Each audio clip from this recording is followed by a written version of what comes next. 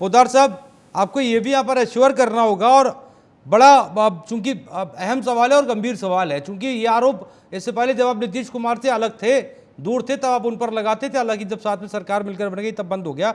ये आपको सुनिश्चित करना होगा कि जनगणना के जो आंकड़े आएंगे वो उसका राजनीतिक ध्रुवीकरण ना हो।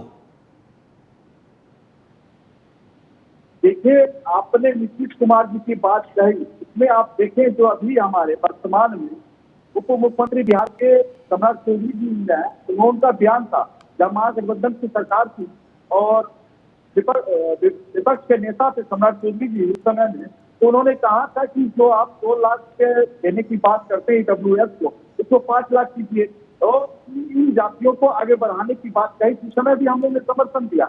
मैंने कहा आज भी चाहे देश के प्रधानमंत्री ने, चाहे हमारे RSS के प्रमुख मोहन भागवत जी ने कहा जाति जनगणना हो, एकता और अखंडता के लिए हो। आज भी मैं कह रहा हूँ, और हम लोग एकता और अखंडता के लिए जाति जनगणना कराए। इससे हम लोग राजनीति नहीं करेंगे। राजनीति करने वाले की दुकान आज बंद हो गई। पीडीए की, चाहे माई समीकरण की, चाहे ममता बनर्जी का, तो वहाँ समीकरण बना के राजनीति। आज एक चीज बताइए पत्रकार महोदय, आप वरिष्ठ पत्रकार है और नेशनल चैनल पे आप बैठे हुए, क्या जाति में बांट कर या समीकरण बनाकर हम किसी राज्य का भला कर सकते? नहीं कर सकते।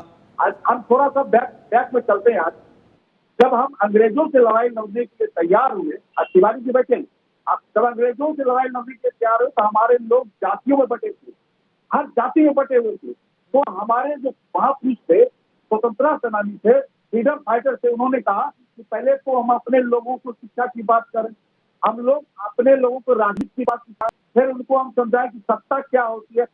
जब हम तीनों चीज समझा दिए तब हम लोगों ने अंग्रेज को भगाने का काम किया। उससे पहले चाहे गदर हुआ, चाहे और भी मामले से हम लोगों ने शुरू किया, लेकिन नहीं हुआ। जब गांधी जी ने अर्थात सत्याग्रह के माध्यम से समाज को जोड़ा, तब अंग्रेज यहाँ से भागे। आज वही मोदी जी कर रहे हैं। हम अपने समाज को जोड़ेंगे, और जो हमारा लक्ष्य है 2047 का लक्ष्य यहीं से है।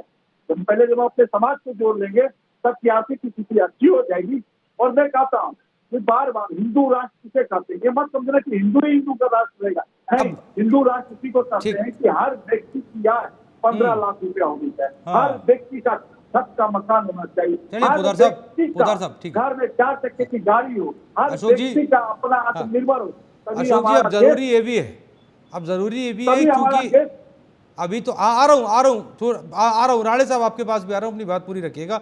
अशोक जी, अब जरूरी ये भी है कि भरोसा, मतलब अब जातिगत जनगणना तो होगा, आपका भरोसा भी जरूरी है, क्योंकि आप भरोसा रखेंगे तब बेहतरी से होगा।